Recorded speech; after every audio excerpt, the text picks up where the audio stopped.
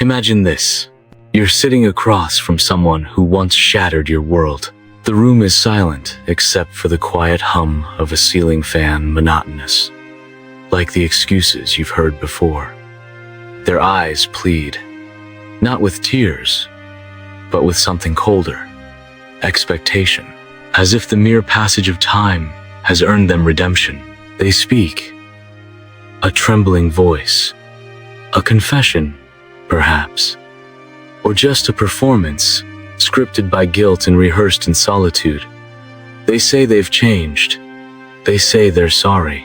And somehow, they expect those words to function like magic, reversing wounds, reversing betrayal, reversing them.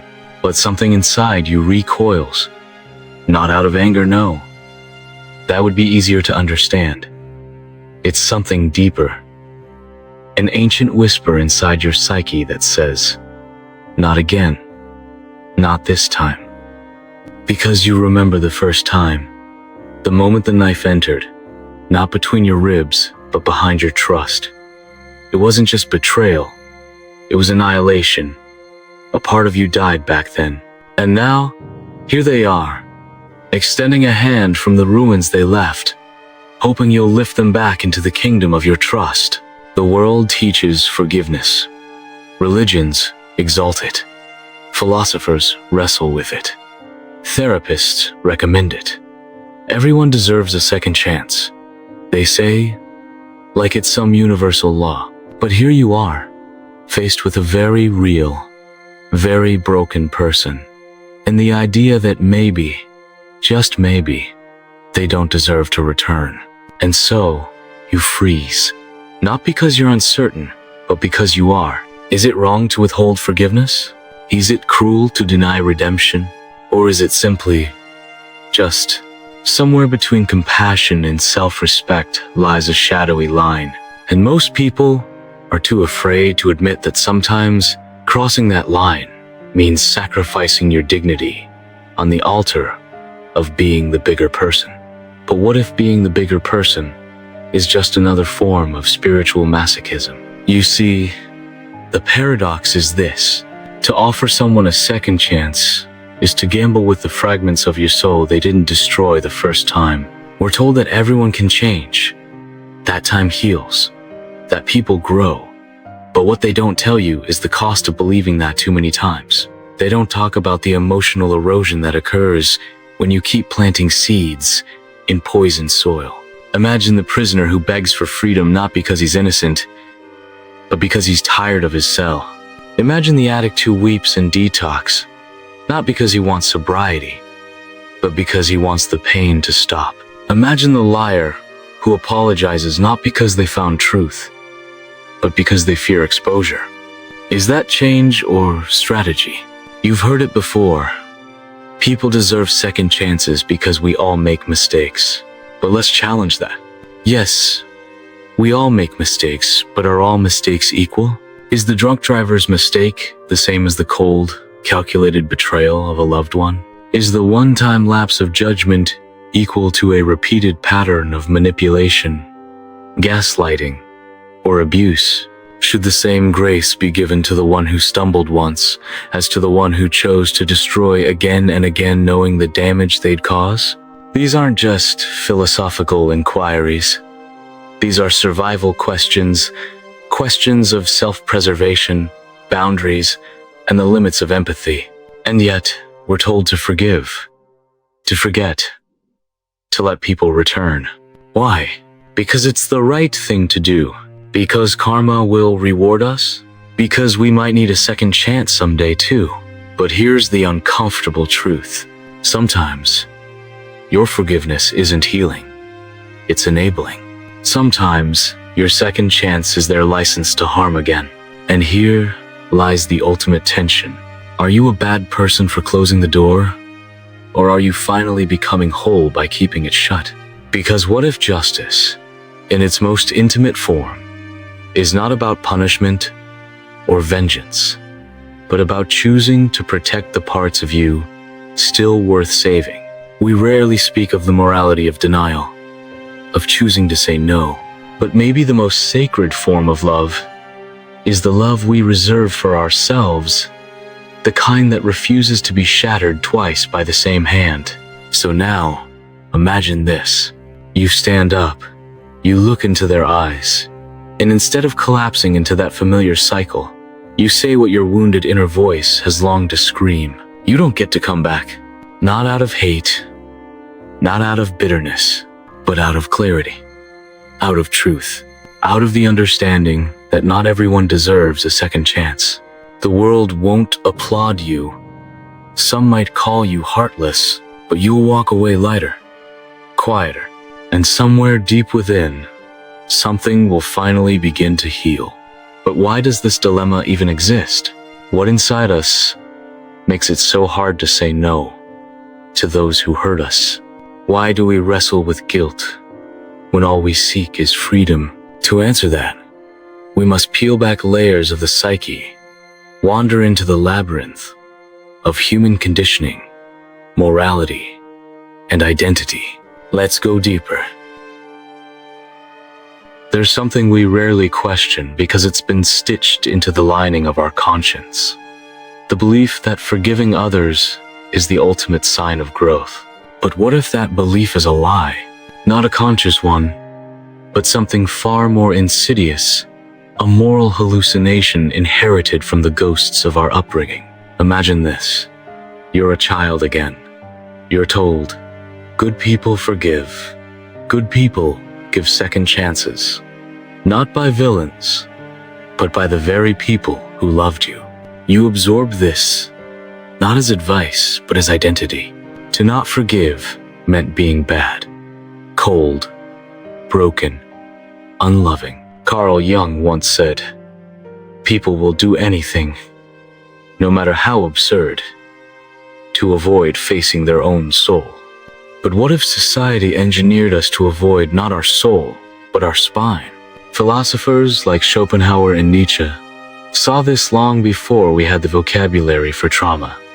Schopenhauer, with his bleak yet brilliant lens, spoke of compassion being manipulated into weakness. Nietzsche, more violently, warned that Christianity and moral culture at large taught us to glorify suffering, to sanctify submission, to martyr ourselves in the name of virtue. It's subtle, dangerous.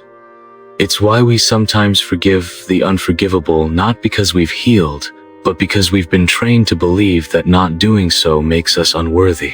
We confuse endurance with nobility. We confuse forgetting with growth. In modern psychology, this illusion plays out through a cognitive pattern known as trauma bonding. The more someone wounds us, the more we cling to their moments of kindness as evidence they deserve redemption. We romanticize potential. We tell ourselves stories to justify staying. And when they hurt us again, we say, they're only human. But how many times must a soul be cracked before the shape of it changes forever? Viktor Frankl, who survived the very worst of humanity, understood something radical. Meaning is not found in forgiveness, but in responsibility. Not responsibility for others' actions, but for how long we carry their ghosts inside us. You see, most people never question this moral programming. They carry it like inherited debt, and they pay for it with their peace, their boundaries, their clarity. We give second chances because we've been conditioned to believe that doing so is evidence of our strength. But is it? Or is it evidence of a deeper fear that without being endlessly forgiving, we'll be alone, rejected, perceived as cruel? We are never taught that refusing a second chance can also be an act of love for oneself. We are taught that love is sacrifice. But if love demands the erosion of the self, is it love? Or is it a beautifully wrapped form of emotional suicide? This is the hidden mechanism, a psychological and philosophical trap that disguises itself as wisdom. It exploits our desire to be good, to be enlightened, to rise above. And so we keep rising until we're so high above our own pain that we can no longer feel where we've been cut. Nietzsche called this slave morality, a morality born not from power, but from weakness. from survival in the face of oppression. He warned that it warps virtue into obedience, that it teaches us to see strength as cruelty and submission as grace. But what if this obedience to forgive, to try again, to be the bigger person is exactly what keeps the cycle alive? Because here is the truth. Not all wrongs are accidental. Some are calculated. Some are repeated. Some are born from a darkness that apology cannot touch. And yet we grant these violators another chance, because the fear of being unforgiving has been etched deeper into our psyche than the wound itself. Jean-Paul Sartre famously said, "Hell is other people." But he wasn't just talking about irritation or social awkwardness. He meant that we often lose our authenticity, our truth, when trapped in the gaze and judgment of others. When we forgive simply to maintain an image of virtue in someone else's eyes, we betray the soul's cry for justice. And this betrayal is not loud. It doesn't scream. It simmers quietly, in panic attacks that seem to have no cause, in relationships that repeat old patterns, in dreams where we're always searching, always bleeding, always waiting for closure. But closure doesn't come from others. It comes from the moment you realize you are allowed to stop bleeding for someone else's redemption arc.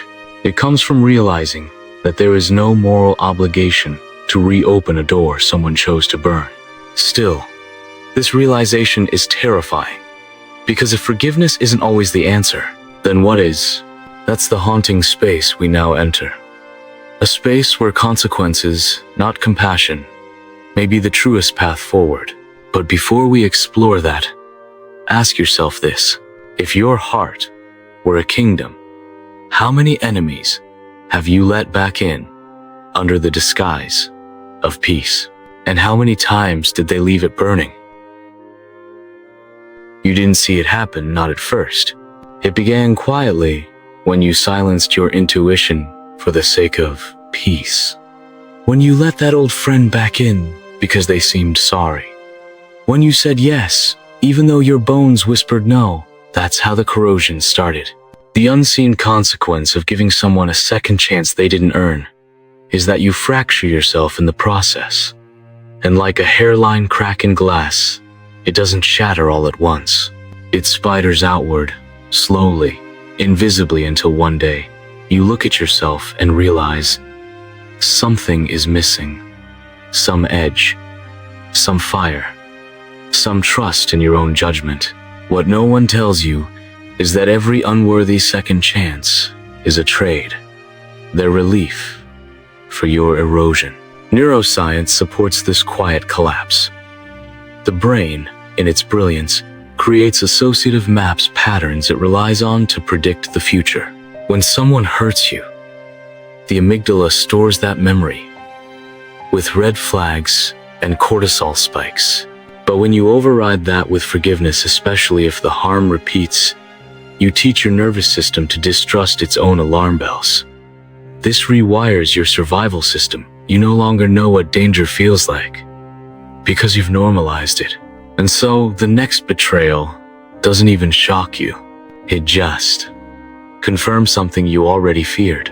This is the beginning of learned betrayal, the psychological condition where you expect hurt as the price of connection. It's not that you believe everyone is malicious. It's that you start to assume you don't deserve better. You adapt to pain the way a prisoner adapts to chains, by pretending they're bracelets. Over time, the moral high ground you think you're standing on becomes a sinkhole. You've convinced yourself that second chances are a form of strength, but they're costing you your inner compass. Because forgiveness without discernment isn't virtue, it's self-abandonment. Think of the thousands of small ways this unfolds. You stay in a relationship that exhausts you because they're trying. You reconnect with a family member who traumatized you because they're blood. You let a friend back into your life who once humiliated you because they said it won't happen again. Each time, your boundary shrinks a little more.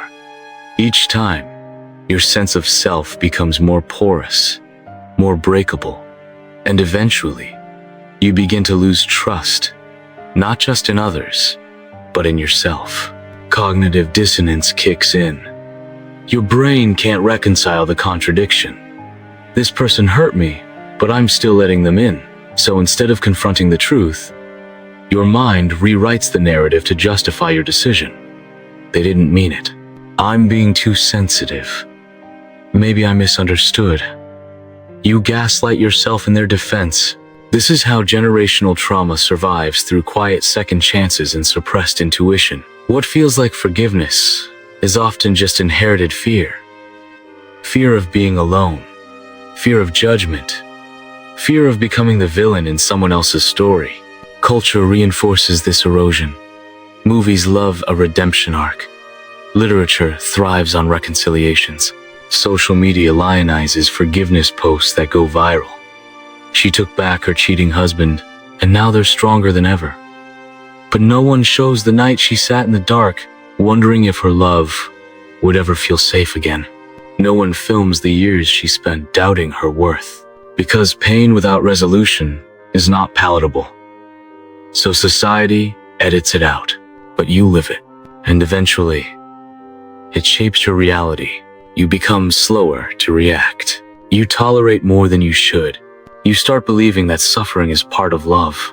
It's not. Love has struggle, yes, but love doesn't require suffering. There's a difference between effort and endurance. The former builds trust, the latter builds trauma. Now widen the lens. Look at society. What happens when we give second chances to politicians who exploit, to leaders who manipulate, to abusers who know the exact apology that gets them back in? We create cycles. We turn apologies into currency, and the worst among us learn how to use that currency to buy their way back into power, into privilege, into your good graces. Second chances without accountability breed impunity. This is how systems rot, how churches cover up abuse, how celebrities rebrand their scandals, how governments pacify outrage with performative regret. Because forgiveness, when weaponized, is the most effective way to avoid consequence. And so, it trickles down. What we permit in power mirrors what we permit in ourselves. If the world keeps forgiving those who never truly change, is it any wonder that individuals feel pressure to do the same? We are told to be soft in a world that rewards the sharp, to be kind in a world that exploits kindness, to be open in a world that profits off wounds. But at some point, you must ask, at what cost? How much more of yourself are you willing to trade for the illusion of peace? How many more silent regrets are you willing to accumulate in the name of being a good person? How long before you realize that the price of endless forgiveness is yourself? This is the trap. A psychological loop. You forgive. They repeat. You forgive again. They learn nothing. You begin to disappear. But what if there's a way out? What if the real revolution begins not in forgiving, but in refusing to do so when it costs your soul? Because maybe the only true second chance is the one you give yourself. Let's break the pattern. Let's talk about rebellion. Rebellion doesn't always look like a raised fist. Sometimes it looks like silence. Sometimes it looks like walking away without explanation. Sometimes it looks like a soft but unshakable no. The true rebellion, the kind that rattles centuries of conditioning, isn't loud. It's internal. It begins the moment you decide to stop betraying yourself in the name of someone else's comfort. You've given second chances. You've played the healer, the forgiver, the emotionally available one. But now, something inside you is tired. Not the tired that needs rest, but the tired that needs truth. And truth, as it turns out, is revolutionary. Because the moment you say, I won't let you back in, you are doing something history, religion, and society have all warned against. You are prioritizing yourself, and that's dangerous. To them, but it's liberation.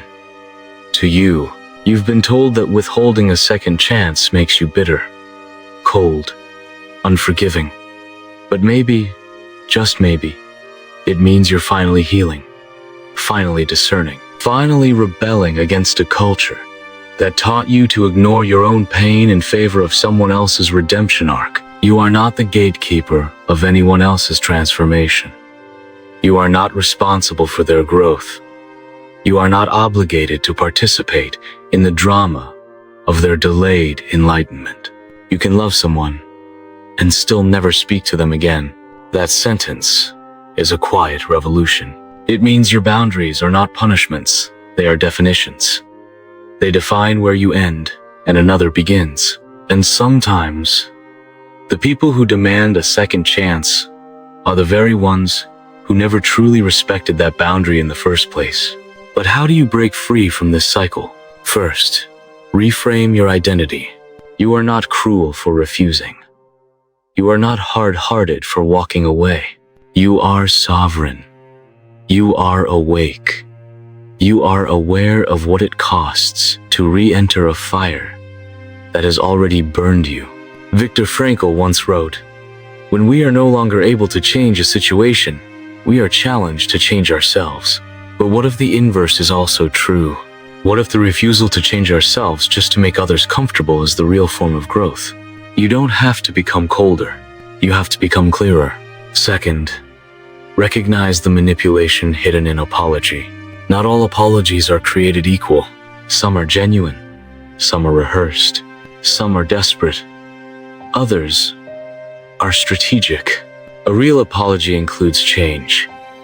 Not just a change of tone or words, but a pattern of behavior that doesn't require your constant reminders. If someone keeps needing your patience to evolve, they're not evolving. They're outsourcing their moral labor to you. You are not their therapist. You are not their second chance fairy godmother. You are not a recycling bin for regret. Third, understand the anatomy of emotional blackmail. It often sounds like this: if you really cared, you'd give me another chance. Don't throw away everything we had. You're being unfair. People make mistakes. These phrases are not invitations to connection. They are traps, designed to make you question your clarity, designed to make you feel like the aggressor. But no one who respects you will ever pressure you to override your instincts. Fourth, reclaim solitude. One of the main reasons people keep granting second chances is fear. Fear of being alone. But solitude is not a punishment. It's a reset. It's where you learn how to hear your own voice again, unclouded by manipulation, guilt, or romanticized memory. In solitude, you remember who you were before you were broken. You reassemble your identity, not around your scars, but around your worth. You discover that peace isn't the absence of conflict with others. It's the absence of inner war with yourself. Fifth, break the silence.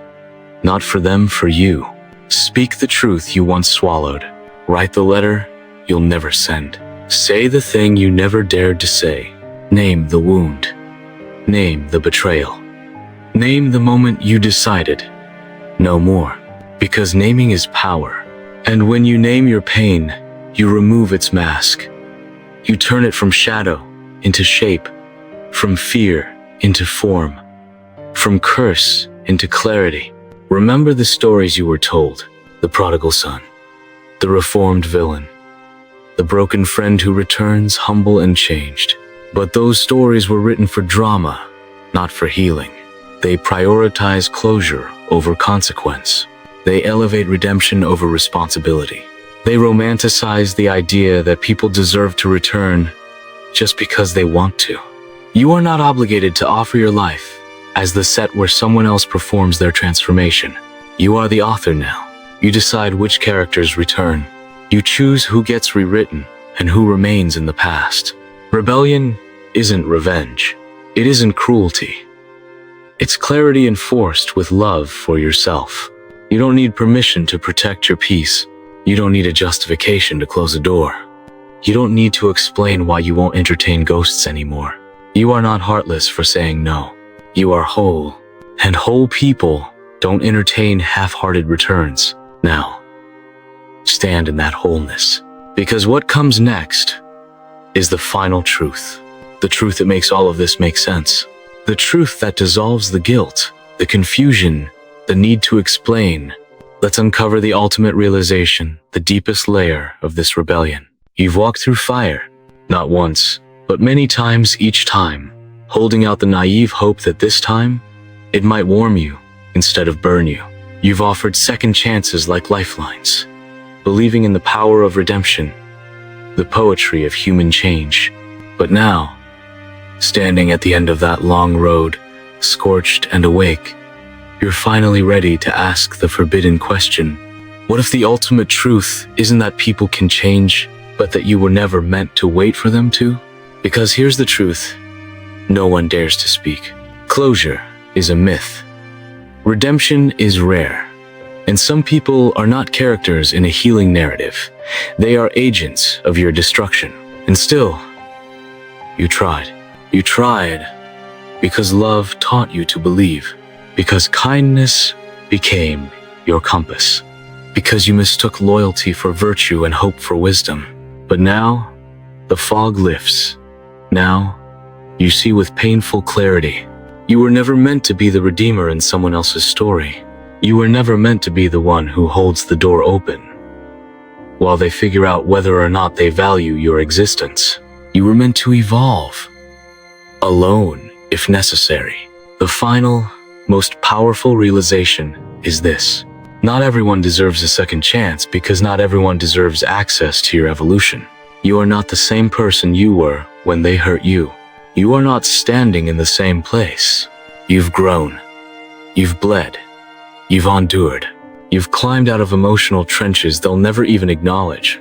And if they return now, begging to be let back in, they're not just asking for another opportunity. They're asking for permission to re-enter a temple they once desecrated. The temple is you. And this is where it all transforms because you realize the decision to not offer a second chance is not about punishment. It's about preservation of your sanity, of your dignity, of your sacredness. The world may never understand this. It glorifies reunions. It romanticizes forgiveness.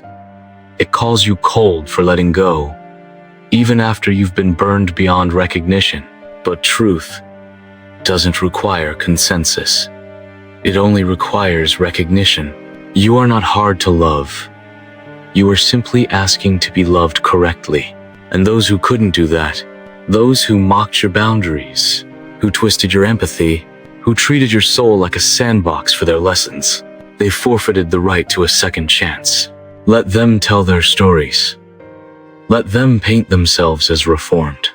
Let them find someone else willing to be their proving ground. You are not obligated to re-enter the fire just because someone learned how to say sorry. Because sorry is cheap. Transformation is expensive. And most people only carry enough currency for the first. You are expensive now. Not in arrogance, but in clarity. You know what your peace costs. You know what your silence is worth. You know how many nights it took to rebuild your sense of self from rubble. And so the final realization, the one that ends the spiral, the guilt, the confusion, is this. You do not need to forgive to be free. You only need to release. Release the obligation. Release the myth of what could have been. Release the role you played in their fantasy of redemption. Let go. Not because they asked, but because you finally said yes to yourself. This is not bitterness. This is not vengeance. This is the final act of love for the person you've become. The child inside you, the one who kept trying to make broken things whole, can rest now. They've done enough. You've done enough. Now, the silence is no longer empty. It's sacred. Now, the distance between you and them is no longer a wound. It's protection. Now, the phrase, "Not everyone deserves a second chance," is no longer cold. It's wise. Because forgiveness is not an open door. It's a closed one with a sign that reads, "I healed here. Please do not enter." And that sign isn't cruel. It's the monument of your resurrection. So leave it there. Let them see it from the outside. Let them knock if they must. But you don't have to answer. Because you already did. In every sleepless night, in every tear you didn't explain, in every piece of yourself you stitched back together without applause, the answer is already written in the walls of your new life. You chose yourself, and that is enough. No, not everyone deserves a second chance, but you do. A second chance at boundaries, at peace, at a life that doesn't revolve around repairing others. Take it. This is your second chance, your first one. Truly. No return necessary. No apology required. No more ghosts. Only freedom.